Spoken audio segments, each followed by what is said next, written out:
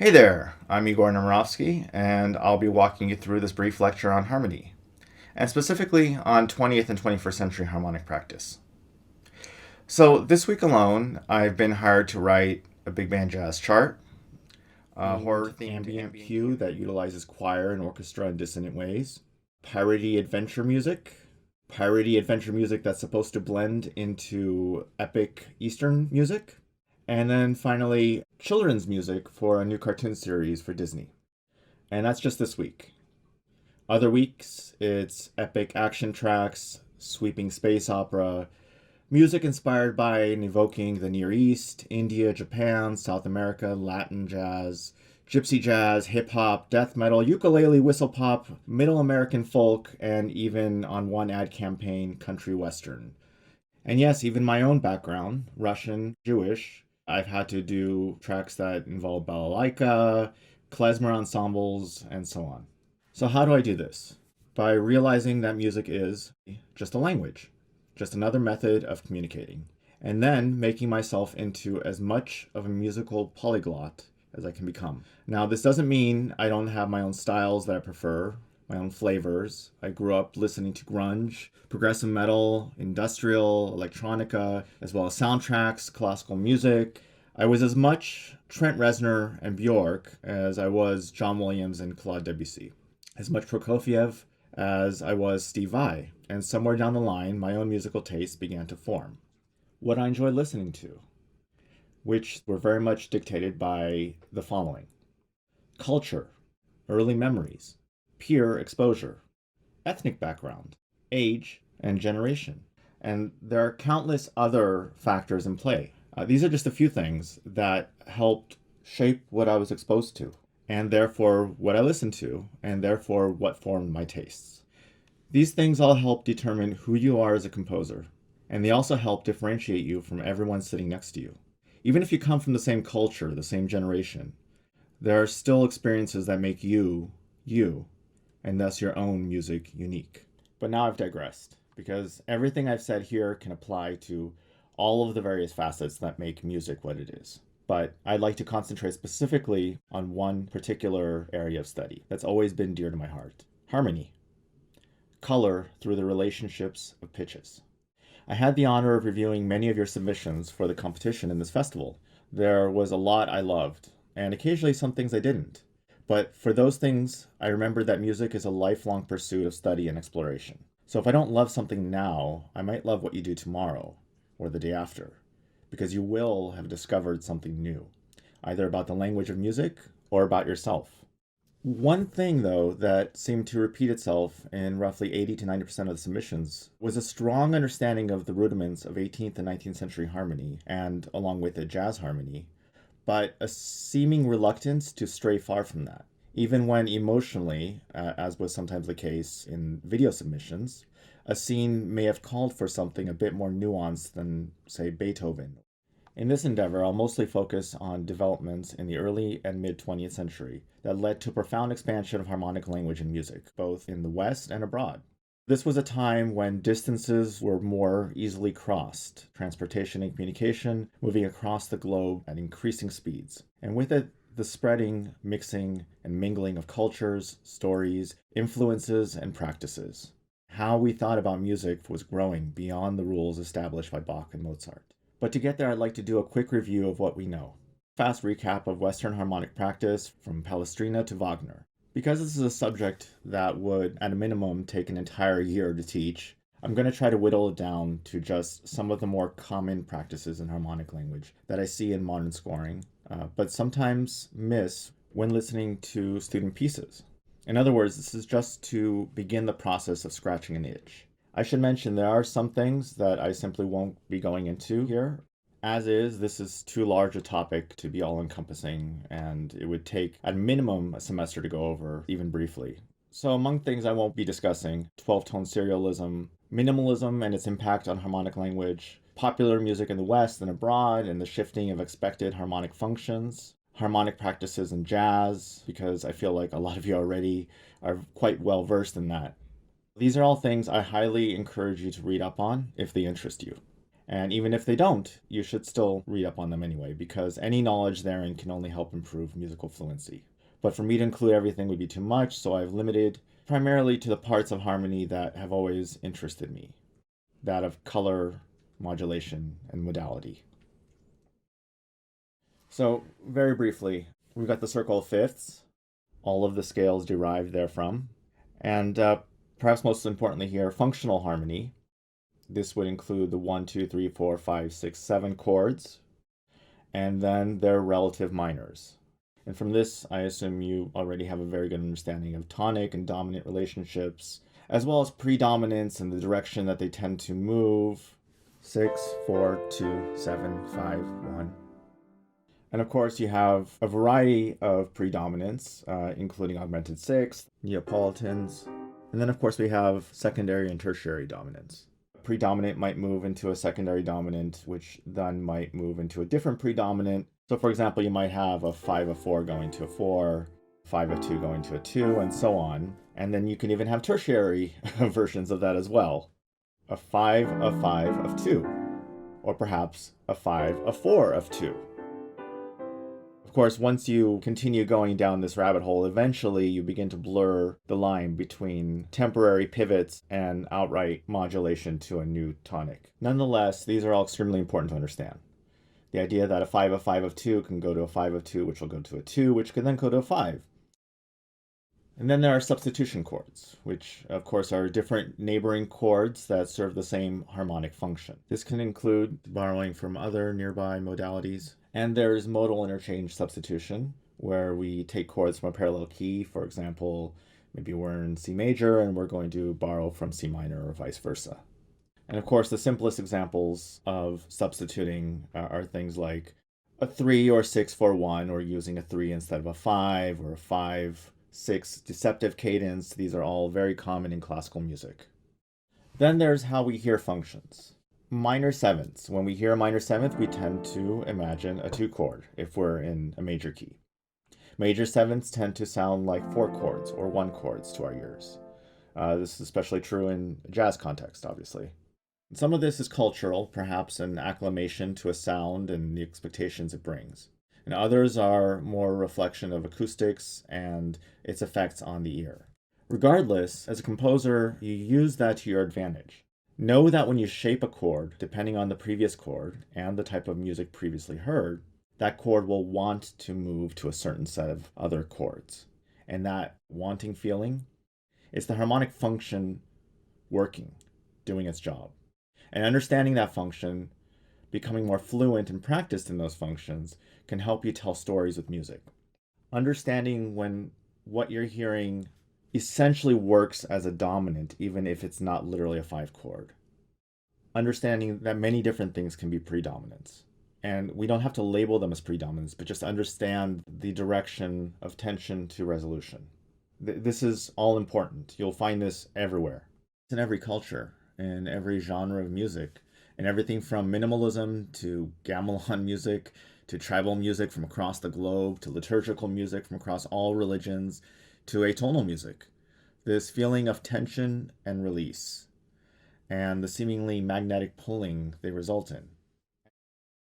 So with that said, let's move into the first section, modes.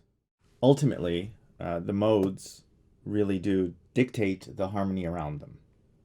Just as in the formation of classical music and what we call rules, harmony was a product of counterpoint. The same goes for modern harmony, being a product of the kind of modality that you inhabit. So very quickly, I know you guys have all studied the Gregorian modes. I think it's a very good starting point, so I'll just go through them quickly and I'll show you the notes. The Ionian, which is also the major. The Dorian, which is the relative minor of the Lydian. These sorts of things are important to understand. The same way that the sharp 4 in a Lydian has a tendency to want to resolve, so does the sharp 6. It has that same exact kind of pull. The Phrygian, which you'll hear a lot in Spanish music. The Lydian, which I just mentioned. I think maybe the first time Lydian mode was used extensively in film score, it may have been Elmer Bernstein in To Kill a Mockingbird. And it was used as a way of kind of representing a sense of wonder, awe, innocence, beauty. It was done very effectively, and it's been copied an infinite number of times in film music from the 1970s, 80s, 90s, 2000s, and beyond. Mixolydian, which you also hear in some Spanish music, and again, it's the relative major of the Phrygian, so there's very much a connection there. Aeolian, which we consider the natural minor. And finally, the evil one, the Locrian, which we don't hear very, very much of, mostly because it's hard to really hear that tonic as a strong tonal center. It's hard because of that tritone.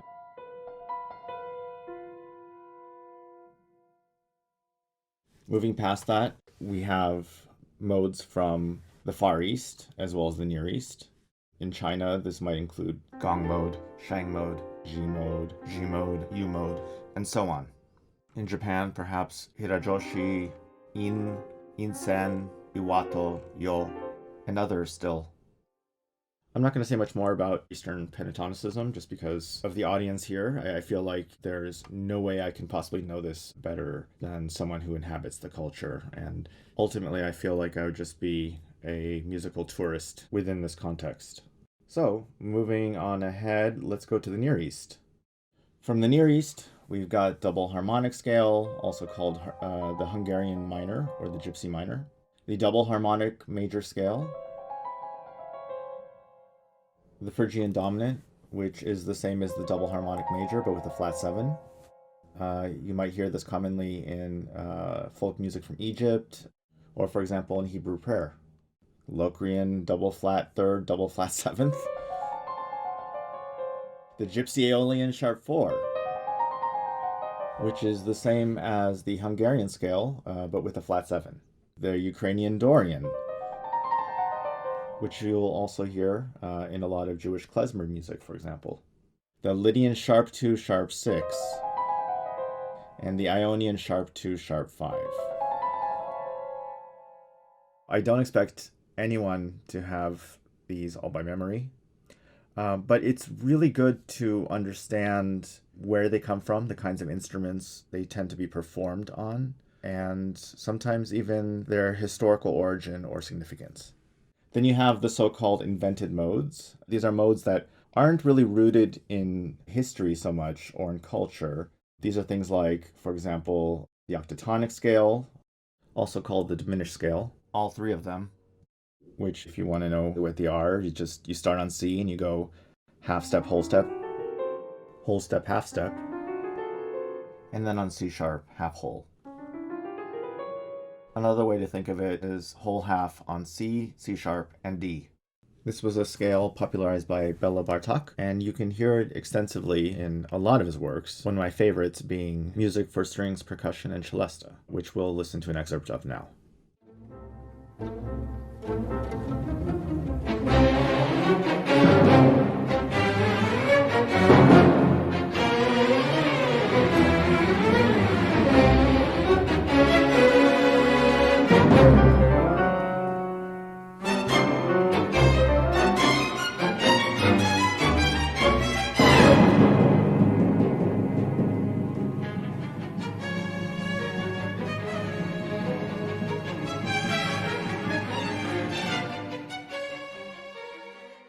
The whole tone hexatonic, only 2 of those.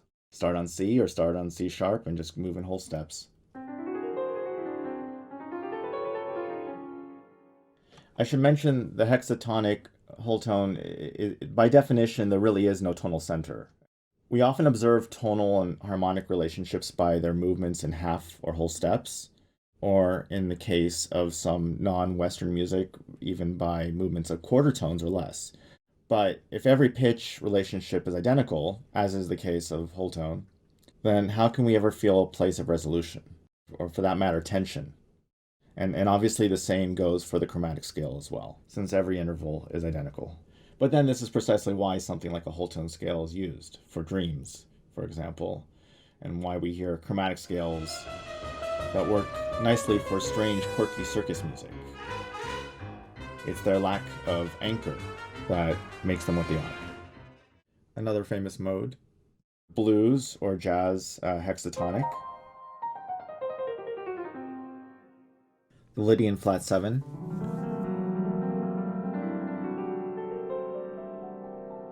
Which is also called the double Lydian, or the overtone scale, because the pitches are the first set of partials in the overtone series. So, for example, in C, if you hold down a low C, the partials there would be the octave, then the fifth, back to the octave, then the third, the fifth, the flat 7, then the 1, 2, 3, sharp 4. And you'll hear this one a lot in modern film music.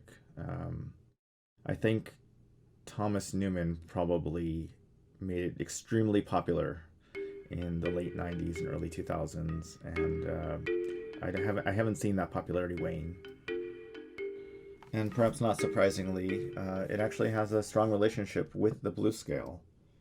It's got that same sharp 4 and that same flat 7. After all, you got the blues scale, and then the relative major of that, and then you've got this one. So next up, pandiatonicism. I'm only going to go over this briefly, not because it's not important, and not because it hasn't influenced and been influenced by a lot of music, but rather because it's fairly simple as a concept. Pandiatonicism is really just the use of all diatonic notes within a mode, without the need for scale degree or real function to the harmonies. Basically, as long as you stay within the mode, there are no wrong notes. In this context, it's easy to become lost in a sea of pitches without an anchor. But typically, at least in classical contexts, pandiatonicism tends to be an ephemeral state of a piece. You'll hear it often in minimalism and post-minimalism. It'll be there for a little while, and then eventually you settle into what might be a tonal center. Perhaps most famously, you can hear it in this wonderful piece by Aaron Copland.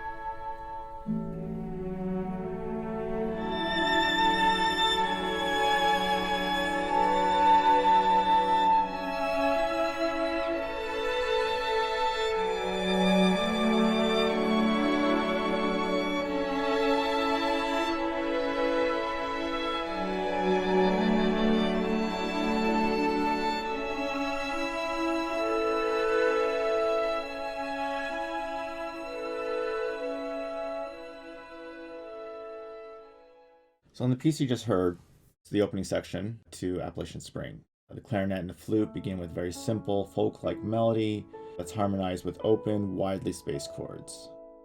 The chords don't really conform to any particular key or tonality. Instead, they create more of a sense of open space, harmonic freedom. We know the written key is an A, but this is merely A Ionian. The question at times leads one to wonder if a particular moment is an A or perhaps, for example, an E mixo. In other words, are we always certain that A is the first scale degree? And does it even matter? So here's another example of pandiatonicism, perhaps one you might not expect.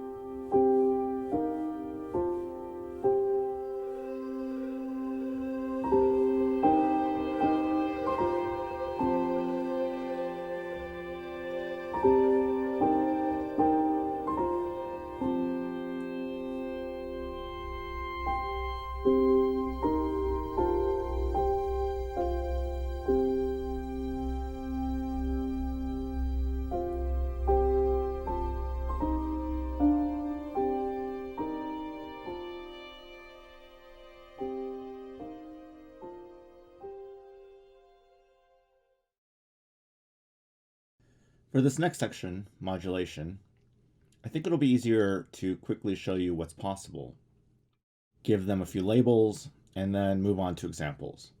And from those examples, I can then point out what it is we're hearing and seeing. So to start, in the 20th century, modulation in essence doesn't always have to be prepared. Or put another way, there doesn't need to be a direct line, a pathway of predominance to dominance to pivots and so on. As long as the context is there, essentially, modulating anywhere is possible. But context is key, because the most effective modulations aren't merely the ones that add color and surprise, but also the ones that don't confuse the ear. So let's start with the word modulation. We can see the word mode in there, so already we know that essentially what we're dealing with is a shift in modes. Modular, as in a system of organization. So what we're doing is we're shifting organizational systems, moving from key to key, tonal center to tonal center, or at times even keeping the tonal center but shifting to parallel modalities. There are several modern techniques available to us. There's parallelism, for example, in which harmonies are free to shift but in a kind of sequential, symmetrical manner. For example, moving an entire passage from C minor to D minor to E. The ear hears this change, but isn't bothered by the lack of pivots and preparation. The sequence itself becomes the preparation. Next, there's common tone modulation, which often results in modulating by thirds, either minor thirds or major thirds. This is a method that does use pivot chords, or rather, the closing chord of one is the pivot of the next opening. This can be done with triads, it can be done with sevenths, ninths, whatever. I mean, it's very effective with triads because suddenly the third of the previous chord can become the fifth of another, or the root of another. And again, in an older classical context, this wouldn't be done. But it's a tool that's been utilized in the compositional toolbox for the last 100 years. So we might as well continue having it at our disposal. We can also modulate by tritone. There, obviously, there will be no pitches in common. Prokofiev likes to do this a lot, and in fact, he was known to use each and every one of the techniques we've been discussing here. I will say, just very briefly, that when recording live, the trick is to know when and where these enharmonic shifts occur. Know when a previous flat note should be respelled sharp, vice versa. That's all I'm going to say about that for now, because I think that falls more under orchestration. But it's just something to keep in mind. Always know where your tonal center is, because if you don't, other musicians won't either. So let's take a look at some examples now. So here's one I love. This is the clock tower scene from Back to the Future. I'm going to warn you right now that I'm totally stealing some of these videos from the internet, but I will give full credit to every site at the end of the lecture. Where's that kid?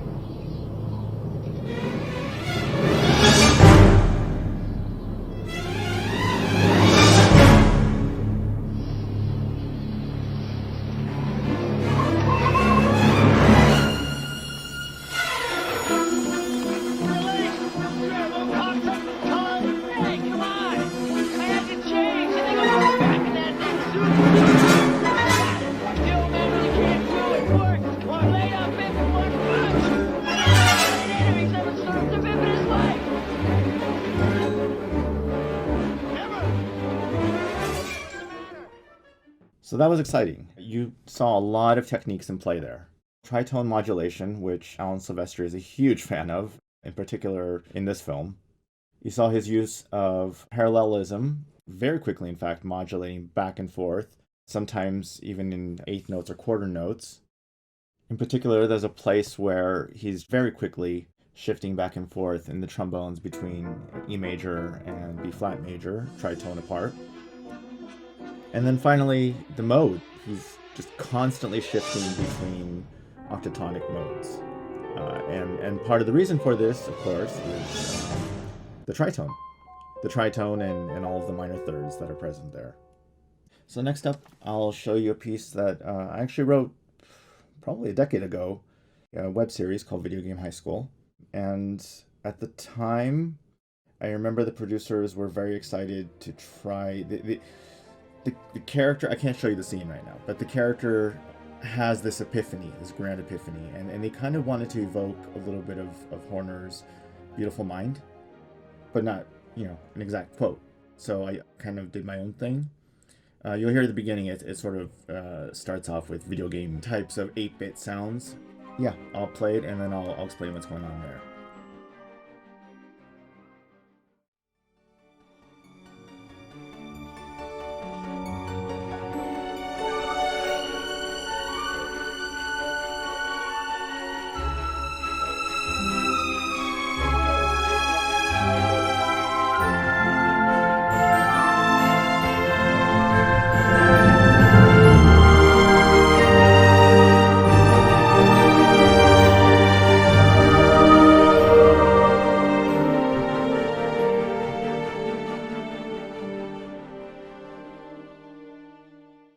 So this next one's pretty bizarre.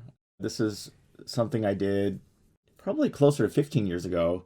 I was working on a game that was going to be co-published by Microsoft. It kind of went on indefinite hiatus, but the short version of this is, for this particular level, I believe, you've got these crazy demon-like minions running around in a factory, and they're kind of singing along with the piece.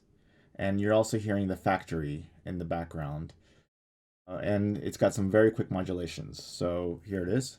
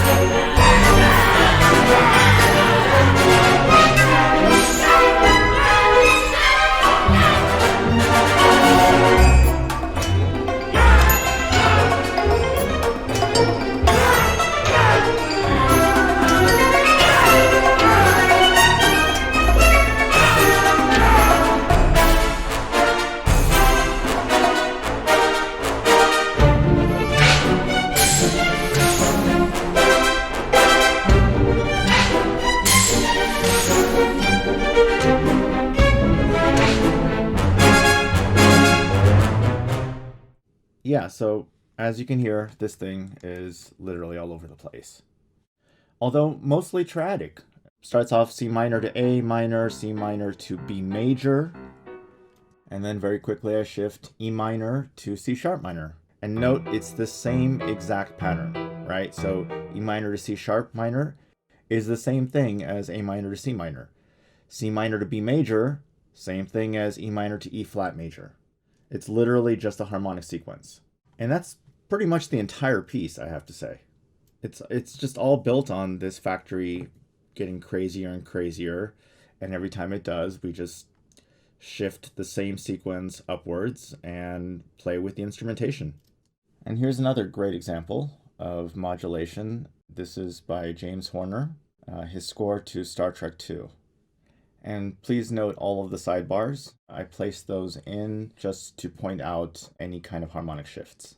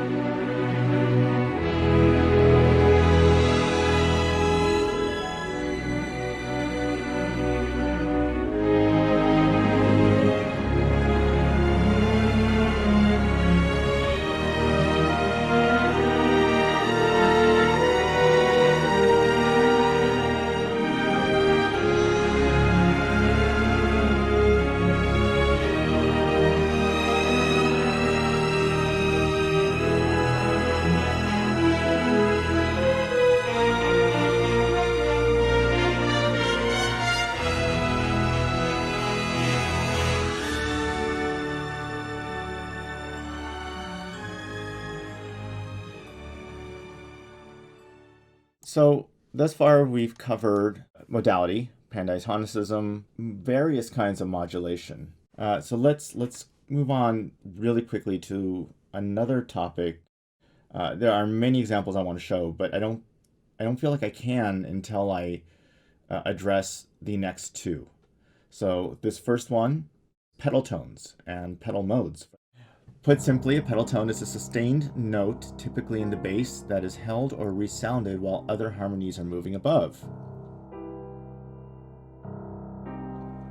And that's it. That's a pedal tone for you. I just keep restriking the C, and meanwhile, all of these changes are occurring above it. Again, so many of these concepts are really quite simple once you kind of get it down. And the real art comes in when you mix and match, when you realize you have this toolbox at your disposal, and deciding exactly how to use it.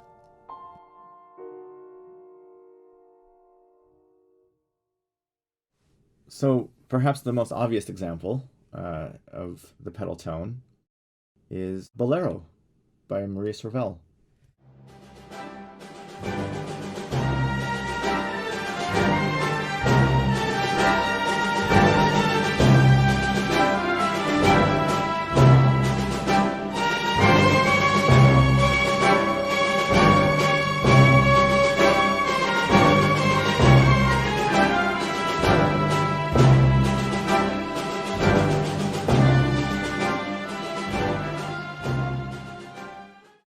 Obviously, I can only play you a small excerpt of that, but you can hear throughout.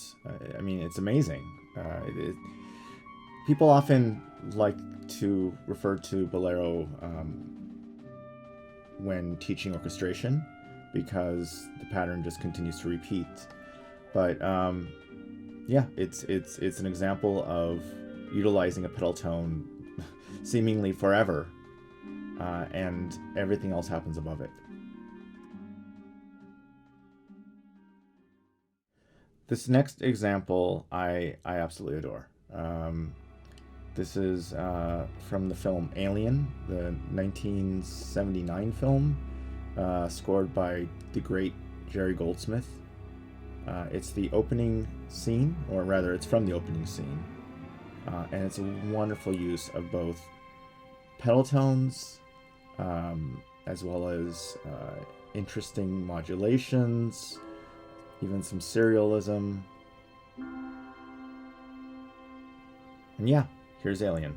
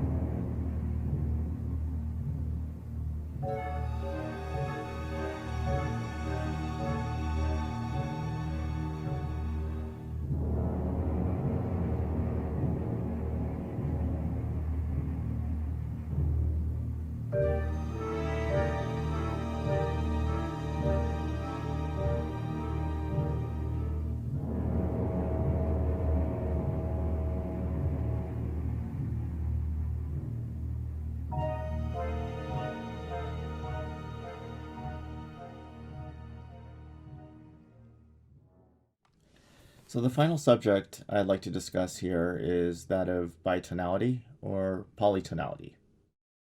I feel like we've had a good segue from modes to pandiatonicism to quick modulations to pedal tones and pedal chords, and then finally bringing it all together, the utilization of more than one tonal center at a time. So now, this is tricky. Register plays an important part in hearing the difference between a polychord and a simple cluster of a mess. The start of thinking of polychords is, in fact, that pedal.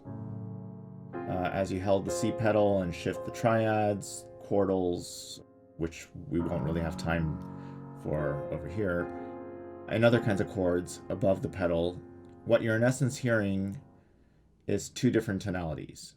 the pedal's tone, of course, and the key center it brings with it, but also, if placed carefully, the root of the chord above the pedal. So then, the next logical step after the pedal tone is the pedal chord. And then, after that, why not have both moving? And thus we reach polytonality. There have been a number of composers who've utilized this very effectively, from Charles Ives to Stravinsky. I'm going to show you some of my favorites, not necessarily from the classical repertory. John Williams, for example, I think is absolutely brilliant, has used polytonality to some wonderful effect.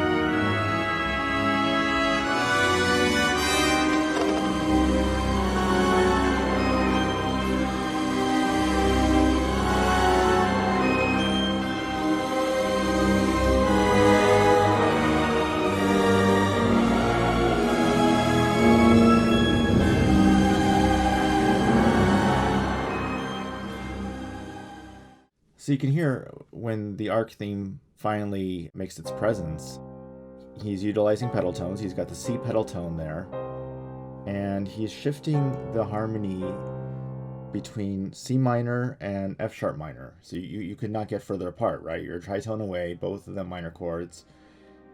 Where's the tonal center? I mean, you might argue the tonal center is at the pedal, but then he begins to shift the pedal as well.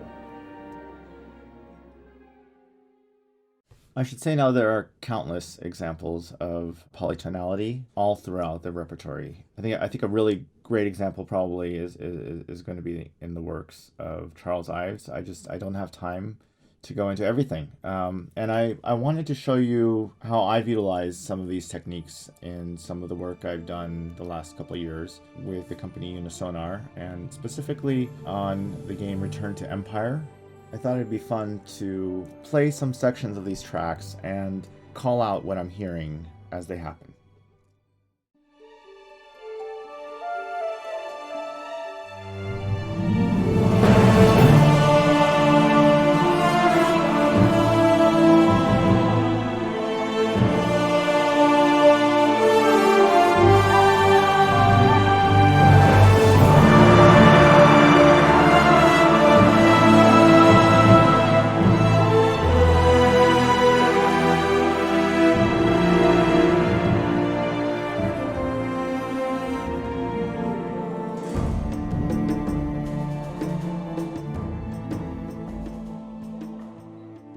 The only thing I'll say about that one is the assignment was to play it relatively straight. This was an old theme that was composed long ago. But at the same time, I had some harmonic freedom. I had some freedom to subvert expectations occasionally, which is why at one point I move in parallel and then finally settled from E minor to the tritone B flat Lydian. Again, just something to subvert expectation. And of course, the melody is completely unchanged. Those pitches exist within the harmonies that I've chosen. And here are a couple more from the same game.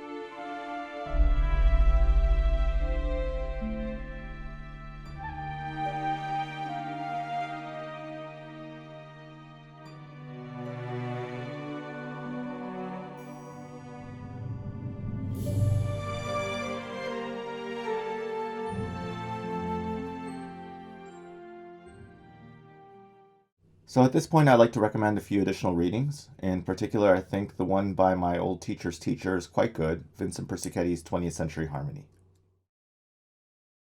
Some closing thoughts. First off, there is so much more I wanted to show you, just even in terms of examples. I prepared scores by Gustav Holst for pedal tones, Ravel for parallel harmonies, Stravinsky for bitonality and modes, and so much more. I highly recommend you be curious and analyze and get your hands on as much music as possible. It can only help you, and it'll probably be a joy to you. On that front, in addition to the reading material I mentioned before, I'd also recommend checking out the following sites.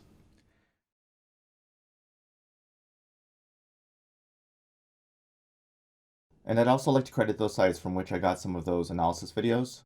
They're a great resource. And so, beyond that, I'll say thank you for listening, and I hope you learned a few things. And by all means, study the greats, find your voice, and create your music.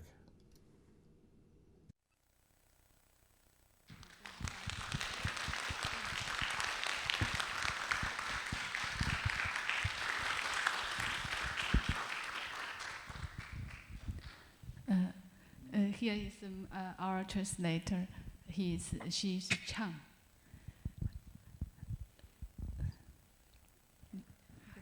Hi, Igor. Hello. 在座的同学有什么问题吗？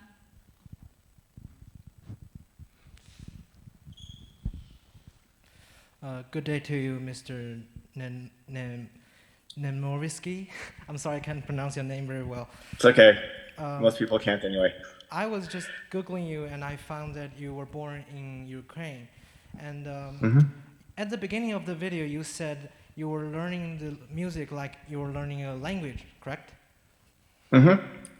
Correct. And I agree with the opinion that is, we do think in language. So the quality of our language, the quality of our thoughts can only be as good as the quality of our language. And the language also have effects on the way that we think. So I know the Ukrainian language is quite similar to the Russian language. And there is this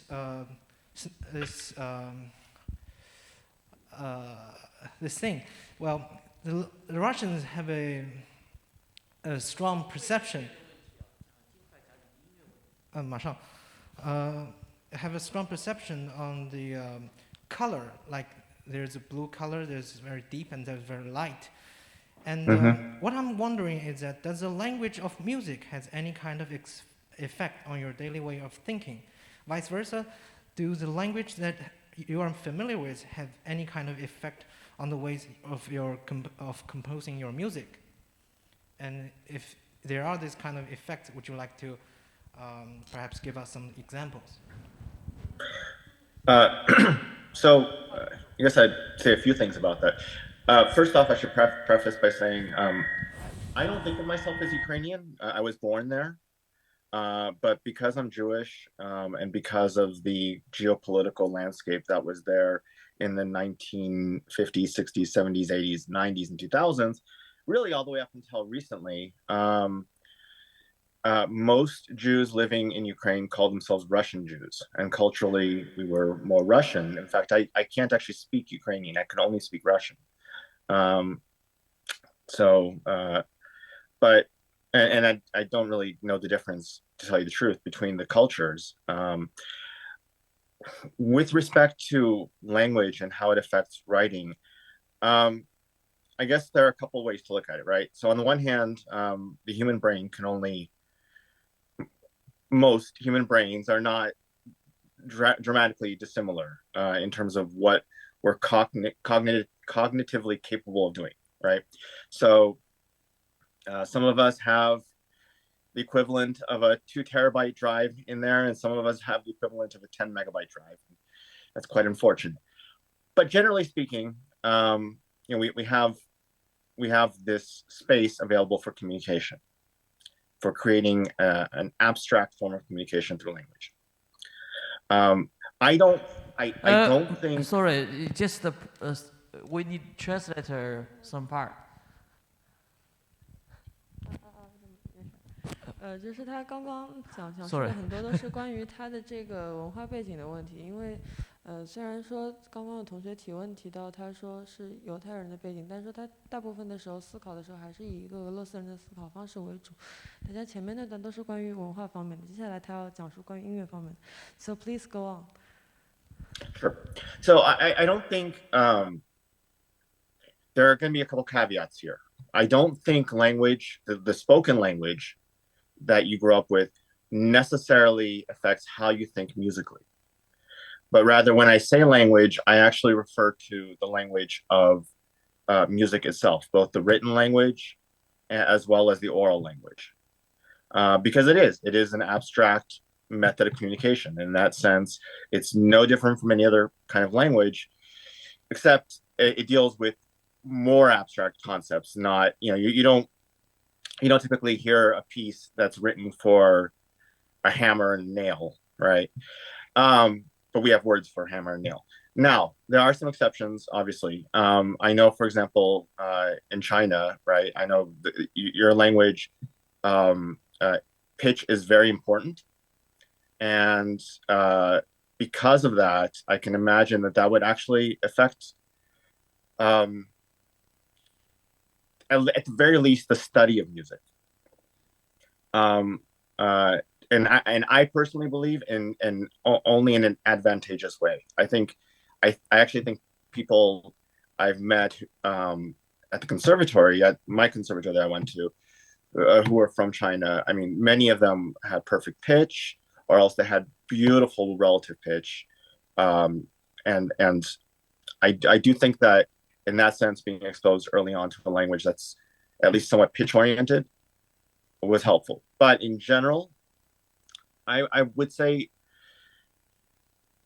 you were talking about like Russians think of harmonic color, blue, red, etc. I think that's less important than you might think. I think those are labels, right? And just like any other thing. But I don't think people say that we dream in our language. But I don't think it's necessarily going to make a big difference in the kind of music you write with respect to which language it is your native language. But with that said, I think that your native culture is extremely important in terms of influence on your musical tastes, your education, and so on. Does that make any sense? Sorry, I can ramble a little bit. 刚刚一个主要的意思是他首先就接着这个语言和音乐的话题继续往下讲。他首先并不觉得讲话的语言会很大程度上影响音乐，但是他刚刚也提到了，因为中文的语调是相对比较抑扬顿挫的，它可能会影响到我们对于语言的一些对于音乐的一些思维和表达。就像他在学校里面碰到很多可能来自这边的学生，他们有比较好的音感，甚至于是绝对音感，对音乐的感觉也会比较好。但是他最后就是总的来说，他个人认为他自己的民族身份对于去理解音乐语言不是特别重要，这个和你讲的那个使用的语言没有关系，但是和你所处的文化有比较大的关联。对，主要是这个意思。好的，我们下一个问题尽量简洁，然后使用中文啊，有吗？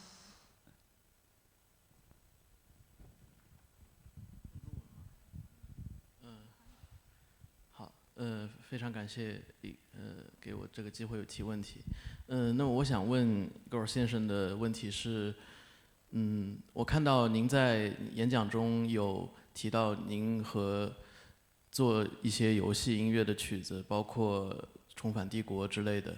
那么在和游戏项目进行合作的时候，您的工作流，您 prefer 的工作流是一个什么样的工作流呢？对您来说，一个参考的曲目，比如 temp track 或者 reference track， 它到底对你来说，它占的比重和你自己的 idea， 就是它的比重大概是什么样的？或者说，您倾向于使用 reference track 或者甲方给你提供一个 reference track 吗？还是说您更像是那种倾向于我要自己去创作的那类作曲家？谢谢。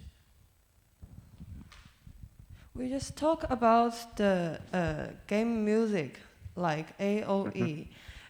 His question is about when you are cooperate with other like music production, which kind of work mode you prefer, like most? Like they will give you some preference. Do you like some preference, or you just get the idea by yourself? No, so I heard several times mentioned reference track or temp track.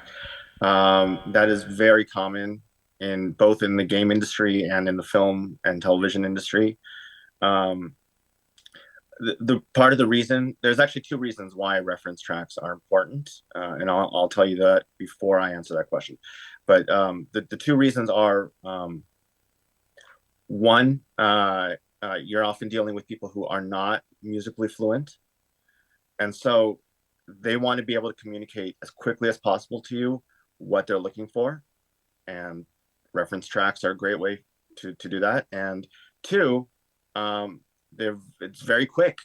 You don't have to write something from scratch. You simply look in your library and go, I want something that kind of feels like this, maybe a little faster, darker, with a little bit of this in here. So now, in answer to your question, do I like reference tracks? Yes and no. From a creative standpoint, it actually doesn't make much difference. It's just another constraint, and to me, I strongly believe that constraint is what allows for greater artistic freedom. So, in other words, the more constrained you make yourself, the more the ideas begin to flow. So that's not a problem in that sense. The only time I ever don't like reference tracks is if a client is very, very attached to the reference, so much so that if you stray from it even a little bit, they'll keep trying to pull you back toward that original reference. And sometimes the reference isn't even a perfect fit for what they're trying to say.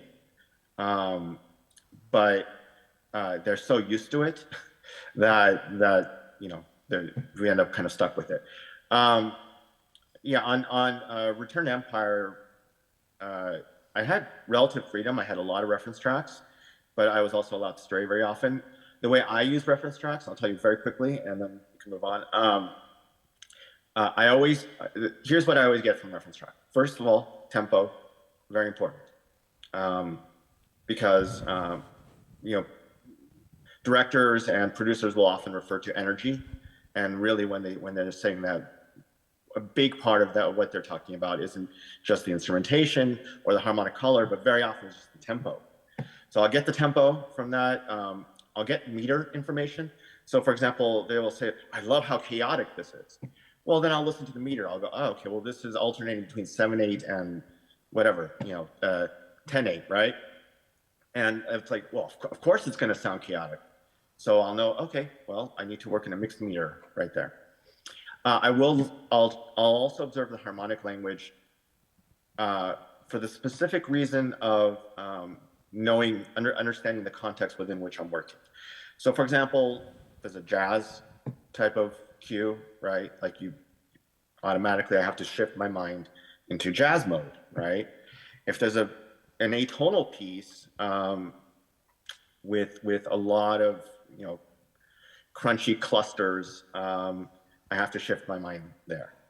And then the third kind of reference occasionally will be melodic, and in those cases, I will take the shape, but then I will recreate underneath that the harmony that I feel works for what they're asking for. So does that make sense? So I guess the answer is I neither like nor dislike reference tracks, because I think they can be very useful to communicate between all members of a team.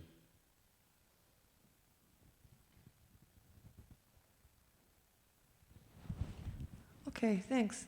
然后我简要的翻译一下他刚刚的意思。首先，使用这个参考的音轨，就是这个音乐工作团队给过来的参考音轨，是一种非常常见的工作模式。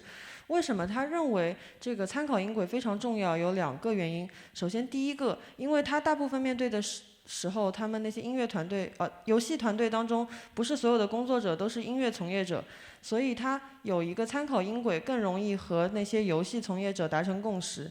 其次是不用再去一些素材库或者 library 里面找一些其他的样板来和他们对齐。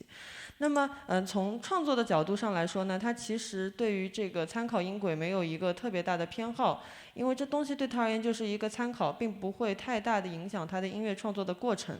那他有的时候也不太喜欢这个参考音轨，因为对于他而言，他的客户如果太过于依赖这个参考音轨的话，就会事事都要求他向这个参考音轨对齐，他们就会一直在这个问题上面拉拉扯扯，他就不太喜欢这种情况。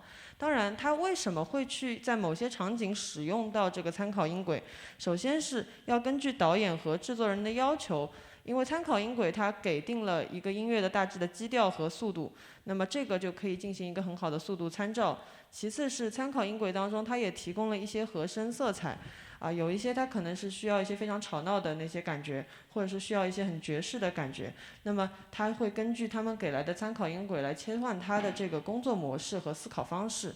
最后呢，就是它会根据这个参考音轨去判定一下它的旋律的走向以及大致的方向，但是这个旋律走向并不会决定它最终写作的东西，它只是去参考一个大致的方向，然后根据它继续重新写，根据刚刚提到的和声色彩继续重新写。